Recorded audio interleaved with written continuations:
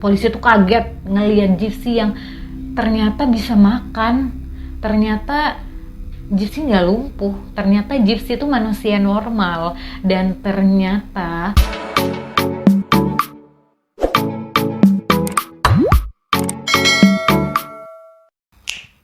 halo Ces, ketemu lagi sama aku Ovi Kantalea. Sebelumnya aku mau ucapin terima kasih untuk kalian yang sudah klik video ini lagi. Nah, di video kali ini aku akan ngebahas tentang kehidupan seorang ibu single parent dan seorang anaknya yang dikenal nih sebagai kisah inspiratif untuk orang-orang di sekitarnya, di mana ketulusan seorang ibu yang merawat anaknya penyandang disabilitas. Langsung aja kita mengenal profil ibu dan anak ini ya Cis ya. Jadi berawal dari seorang perempuan berusia 48 tahun yang namanya Claudine Blanchard. Dia seorang single parent yang merawat anaknya bernama Gypsy Rose Blanchard. Nah, ibunya ini yang bernama Claudine Blanchard ini dikenal oleh kerabat-kerabat dan tetangga dekatnya ini sebagai Didi. Di mana Didi ini dengan tulus merawat anaknya si Gypsy ini yang katanya anaknya ini mengidap beberapa penyakit. Katanya tuh si Gypsy ini mengidap cacat kromosom, terus ada kerusakan otak, leukemia, asma akut, ada penyakit matanya juga Ces. Jadi si Gypsy ini gak kayak anak-anak biasanya. Bahkan Gypsy ini di usianya yang sudah beranjak dewasa, dia masih seperti anak-anak berusia 7 tahun. Jadi dia ini gak bisa bersaing sama anak-anak lainnya. Sehingga Gypsy ini harus sekolah di rumah. Dan Didi pun gak bisa bekerja. Tetapi karena kisahnya si Gypsy ini sering dibagikan sama Didi ke media sosialnya yaitu Facebooknya, unggahan-unggahan Didi mendapat banyak simpati dan akhirnya pemerintah kota dan para dermawan di Amerika Serikat ini memberi bantuan yaitu bantuan pangan, terus pakaian-pakaian untuk Didi dan Gypsy, terus pengobatannya ke dokternya, ke mana-mana semuanya ditanggung. Jadi si Didi ini gak usah bekerja. Pemerintah mendukung upaya Didi untuk merawat sepenuhnya si Gypsy ini, Ces. Nah, di mata tetangga-tetangganya dan kerabat dekatnya, si Didi ini adalah orang yang sangat sayang sekali sama si Gypsy, putri satu-satunya, putri semata wayangnya. Dia ini sangat sayang sekali, bahkan kalau dibilang overprotective banget nih sama perawatan si Gypsy ini, Ces. Dan tetangga-tetangganya ini wajar sih, karena kan Gypsy ini menyandang banyak sekali penyakit dan emang rentan sih kalau misalnya dia tuh ada macam-macam atau aneh-aneh. Wajar kalau si Didi ini overprotective sama si Gypsy ini di mata tetangganya, Ces. Nah, terus dan Didi ini dikenal sebagai orang yang aktif bersosialisasi ke tetangga-tetangganya, bahkan dia dikenal baik dan berjiwa dermawan. Jadi dia nggak tanggung-tanggung mengeluarkan uangnya untuk membantu tetangga yang kesusahan, Ces, si Didi ini. Nah, si Didi ini karena banyak punya penyakit, padahal umurnya itu baru belasan tahun, tapi dia tuh udah kayak puluhan tahun gitu loh.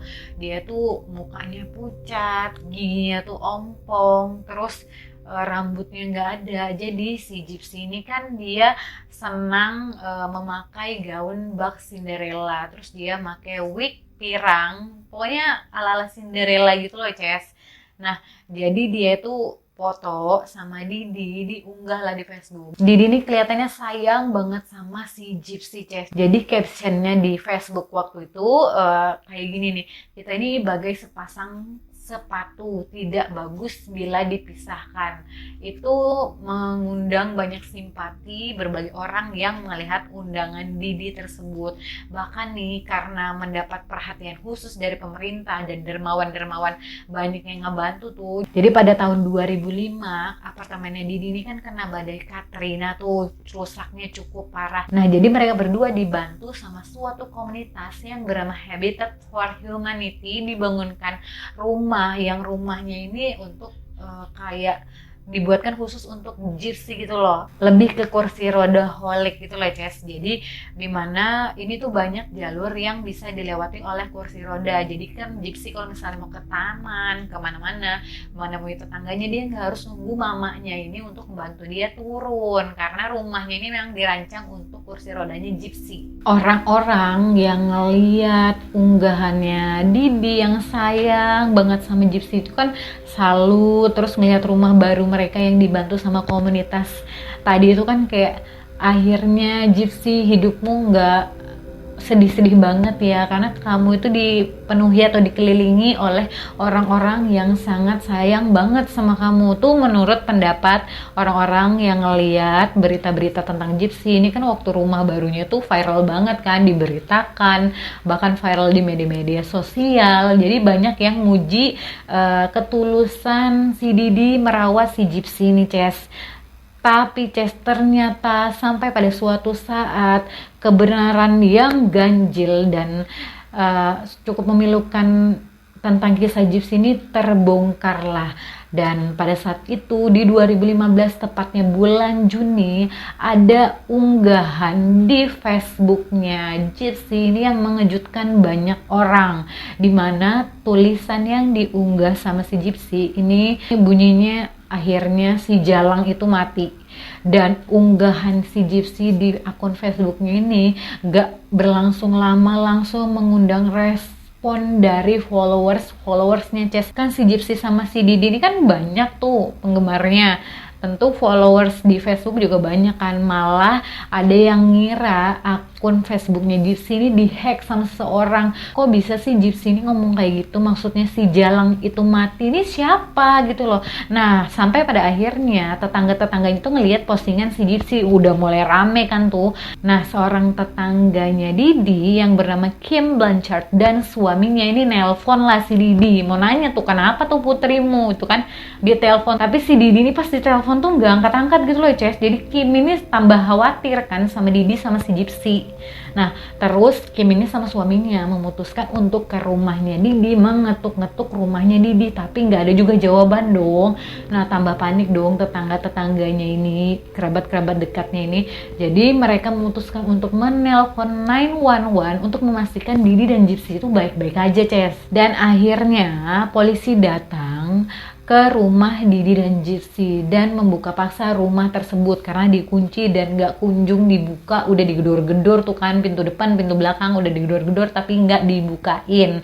Akhirnya dibuka paksa dan pada pukul 22:45 ini hal yang tidak diduga-duga dan sangat mengejutkan. Didi ditemukan tewas tertelungkup di tempat tidurnya Ces dengan penuh luka tusukan.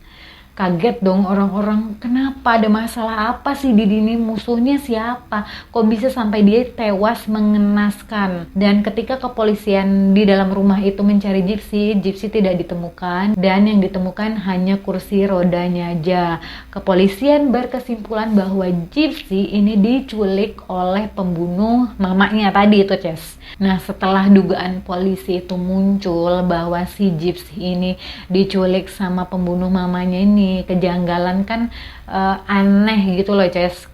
Karena kenapa sih Didi ini dibunuh, punya musuh nggak ada, dia dikenal oleh orang-orang tuh adalah orang yang baik, rumahnya juga nggak ada tuh kehilangan satu barang pun. Tapi rumahnya itu banyak yang kaget karena kondisinya tuh cukup berantakan dan yang rapi itu cuma kotak obatnya gypsy. Kan banyak tuh obat-obatannya gypsy yang masih tersusun rapi, bahkan cuma obat-obatannya aja tersusun rapi di situ Ces. Jadi orang-orang tuh khawatir kan sama keadaan gypsy, gimana nih diculik sama pembunuh mamanya, terus obat-obatannya di sini, apakah gypsy masih bisa bertahan hidup? Mengetahui penyakit gypsy ini kan banyak Ces, apalagi leukemia itu kan nggak main-main Ces.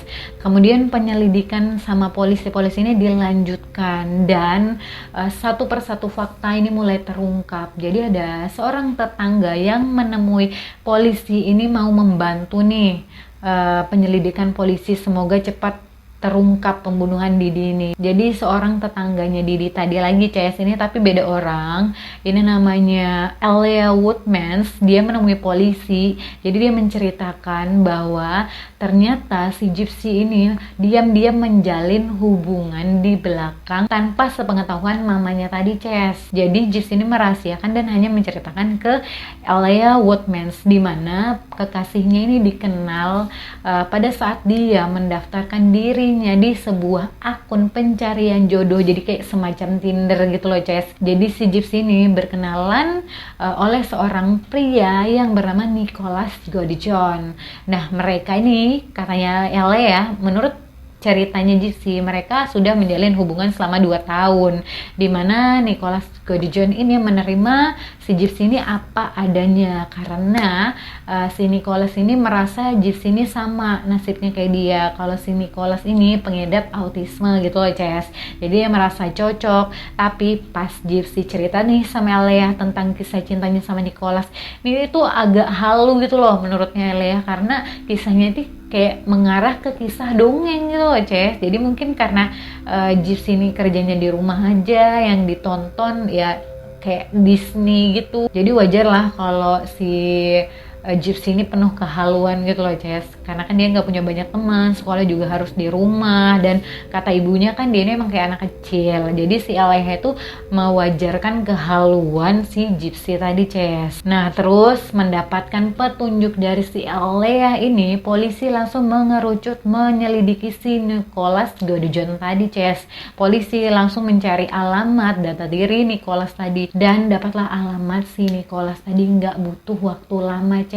Kemudian polisi langsung datang ke rumahnya Nicholas, dan kalian tahu polisinya terkejut dong pas ke rumahnya Nicholas. Di situ ada Gypsy CS. Jadi polisi tuh kaget ngelihat Gypsy yang ternyata bisa makan, ternyata Gypsy nggak lumpuh, ternyata Gypsy itu manusia normal. Dan ternyata penyelidikan berlanjut.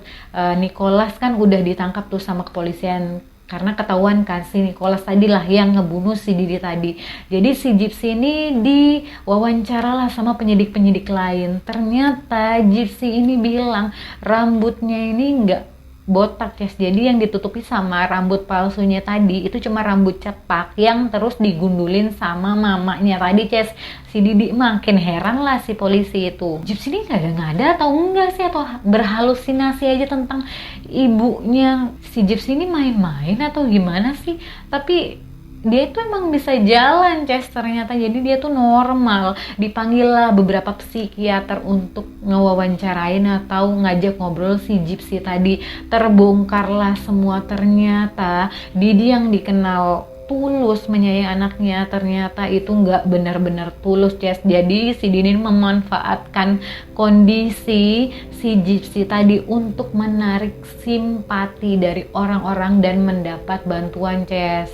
Jadi setelah diwawancara dan setelah diselidikin, menurut Gypsy ini penyakitnya leukemia, asma akut, cacat kromosom itu palsu. Jadi ibunya lah yang memaksa Gypsy itu berperan, atau Gypsy itu seolah-olah sakit nggak bisa jalan. Jadi Gypsy itu dipaksa Ces sama mamanya tadi. Jahat tuh mamanya ini ternyata.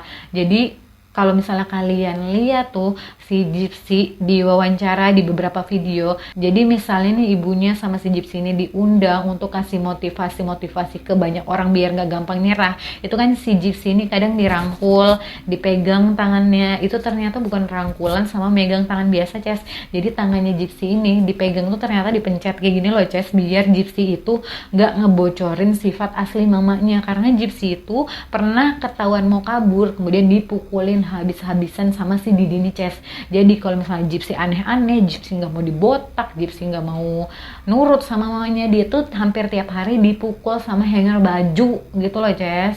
Kalau kalian dipukul sama hanger baju tuh mungkin karena nggak mau ngaji ya. Kalau Gypsy ini karena dia tuh nggak nurut sama mamanya, karena dia nggak mau pura-pura cacat di depan orang banyak Ces. Jadi polisi menuturkan ke beberapa media nih bahwa si Didi sebelum meninggal ini mengidap mengidap sindrom Munchausen, di mana sindrom Munchausen ini adalah penyakit di mana orang ini menghadapi sindrom memanfaatkan atau berbohong tentang masalah kesehatan seseorang untuk mendapatkan simpati dan keuntungan. Ya iyalah untung, makan, uang, semuanya pengobatan ditanggung pemerintah, Ces. Jadi aslinya Didi itu orangnya tuh pemalas gitu loh, Ces, memanfaatkan anak ini sebagai tameng biar hidupnya tuh dibiayain sama pemerintah. Jadi gimana nggak untung. Jadi tiket pesawat yang didapatkan Didi ini karena si Gypsy ini sakit, tiket pesawat tuh gratis.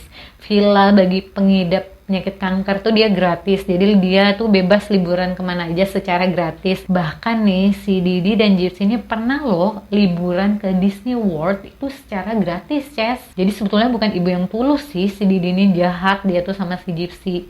Nah, setelah penuturan Gypsy dan penuturan polisi tentang si Didi tadi kan, ini penyelidik masih menyelidiki mantan suaminya yang bernama Rod Blanchard.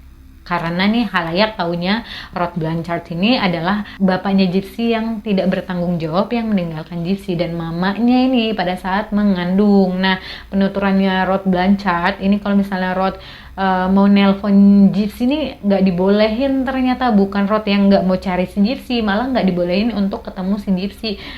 Si Rod ini masih pikiran positif, mungkin Didi nggak bolehin tuh karena mungkin takut Rod itu sedih ngelihat keadaan si Gypsy. Bahkan nih katanya Rod ngucapin ulang tahun aja malah diancam sama si Didi. Jangan memang kamu kasih tahu ya umur anakku tuh 18 tahun gitu loh. Jadi si Gypsy ini nggak tahu umur sebenarnya dia itu berapa tahun, Ces. Jadi dirahasiakan. Pokoknya dia tuh diperlakukan sebagai anak kecil aja sama si Didi ini. Nah, setelah penyidikan dari mantan suaminya kan, polisi beralih ke orang tuanya Didi.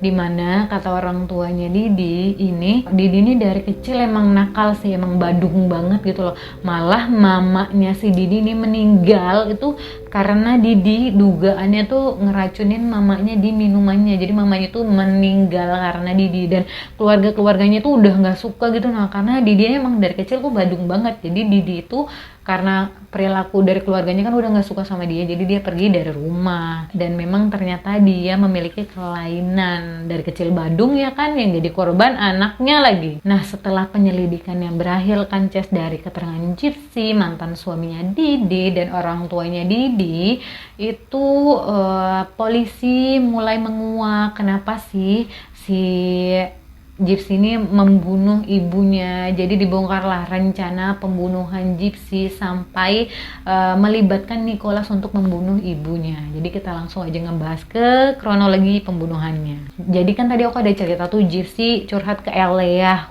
Woodmans tadi tentang si Nicholas Godjon. Jadi si Gypsy ini ternyata ngomong lah sama ibunya yang overprotective tuh kalau dia tuh punya pacar dan mau ketemuan sama pacarnya, Ces.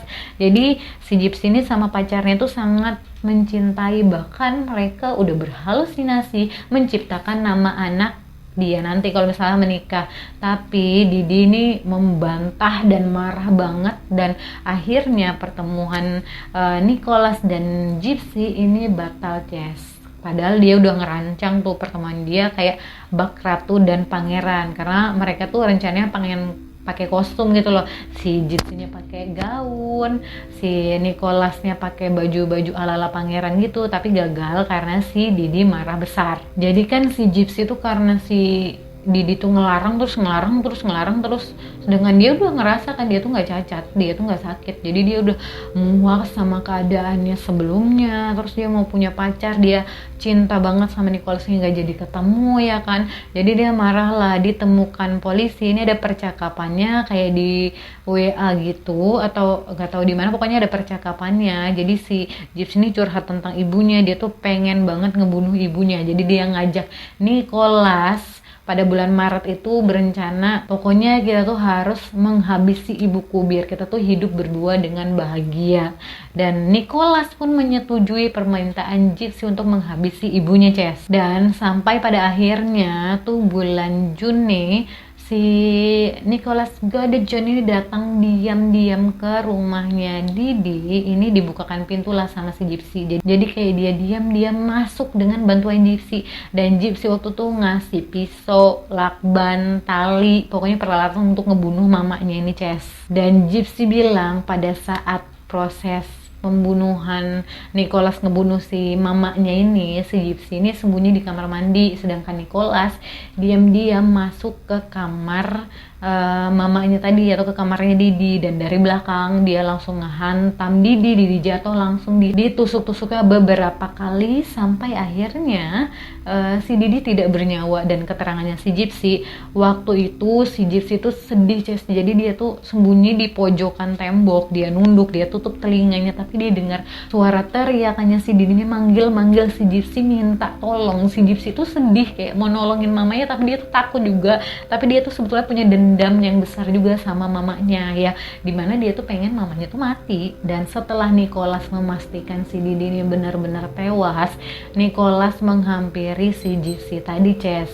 Si Nicholas bilang kalau mamanya tuh udah mati, dan parahnya lagi nih Nicholas sama si Gypsy ini, dia ini sempat mantap gitu loh, Ces, di kasur mamanya, di sebelah mamanya mati bersimbah darah, ditusuk-tusuk tadi. Parah juga anak dua ini ya. Nah itu kan tadi pengakuan si Gypsy tadi, Ces. Jadi si Gypsy ini ditanyain kan sama penyidiknya tuh, emangnya kamu tuh nggak sedih apa kehilangan mamamu yang ngerawat kamu dengan tulus? Jadi penyidik itu nanya kan ke Gypsy, jadi setelah ibumu tiada ini apa sih yang kamu rasain tuh, Gypsy? Jadi setelah ibunya meninggal, si Gypsy lari sama Nicholas. Itu si Gypsy katanya merasakan percikan-percikan kebahagiaan, Ces, karena dirinya tuh udah bebas gitu loh. Tapi si Gypsy ini kadang juga katanya sedih sama nangis mikirin ibunya itu, kayak menyesal sama apa yang dia perbuat ke ibunya dan khawatir sama ibunya. Tapi ya mau gimana lagi, ibunya udah pergi gitu loh. Dan akhirnya yang malangnya ini kan si Gypsy yang punya rencana, si Nicholas yang menjalankan. Si Nicholasnya dihukum seumur hidup, si Gypsy-nya nih dihukum 10 tahun. Entah pertimbangannya seperti apa, yang pasti banyak juga sih yang ngerasa kalau si Nicholas nih hukumannya jadi kayak kurang adil gitu loh. Tapi si Gypsy ini juga banyak yang ngebelain, ternyata dia tuh jadi jahat karena ibunya tuh lebih jahat, Ces. Jadi menurut Gypsy, hukuman atau tahanan dia selama 10 tahun itu juga termasuk lama, Ces. Dan si Gypsy ditanyain, jadi gimana setelah kamu dipenjara sama si penyidik ini kan? Si Gypsy itu malah kayak lebih bersyukur gitu loh, Ces, dia dipenjara daripada sama ibunya. Karena menurutnya penjara yang sebenarnya adalah saat dia tinggal sama ibunya. Dia nggak bisa jalan, dia nggak bisa makan lewat mulut. Jadi kan si Gypsy tuh lewat selang, kayak masukin bubur atau cairan tuh lewat perut dia makannya. Jadi dia nggak bisa makan kayak gini nih kalau di depan orang banyak. Jadi dia harus minum obat-obatan padahal nggak sakit. Jadi tersiksa banget, dia nggak bisa ketemu sama orang. Jadi dia nggak punya teman, dia nggak bisa sekolah. Jadi itu sih kayak si Gypsy tuh lebih bersyukur dia di penjara. Jadi ini loh kehidupanku, bukan sama ibuku yang kemarin tuh loh aku di penjara. Ini adalah kebebasanku. Jadi itu tadi ya, Ces, kisah seorang ibu yang overprotective, yang katanya nih sayang banget sama anaknya. Jadi ini loh kisah anak yang katanya sangat butuh perhatian ibunya tadi, ternyata harus berujung pilu, berujung tragis. Gimana menurut kalian? Siapa sih yang salah dalam hal ini? Apakah Gypsy durhaka? Apakah Gypsy ini wajar karena ngebela dirinya yang mamanya jahat, pemalas tadi yang memanfaatkan kondisi kesehatan Gypsy, padahal si Gypsy ini nggak kenapa-napa, Ces. Jadi ceritanya ini kan cukup menarik ya, dan cukup menarik perhatian pada saat 2015-2016 lalu sampai ini tuh difilmkan. Filmnya tuh The Act, kalian boleh cari filmnya ini dan nonton aja. Itu tuh detail banget ceritanya, yang Didi tuh ompong karena memang dibikin ompong sama mamanya, bukan karena penyakitnya. Pokoknya sedih banget, nonton aja ceritanya ya. Jadi cukup sekian cerita dari aku. Untuk kalian yang tertarik sama kisah ini atau kasihan sama Gypsy, bisa tumpahkan komentar kalian di kolom komentar. Dan jangan lupa untuk like, subscribe, dan klik lonceng notifikasinya biar aku tuh semangat. Terus kalian kalau misalnya aku upload konten-konten terbaru, kalian bisa jadi penonton yang pertama. Sekian dari aku ya, terima kasih udah nonton, bye, see you.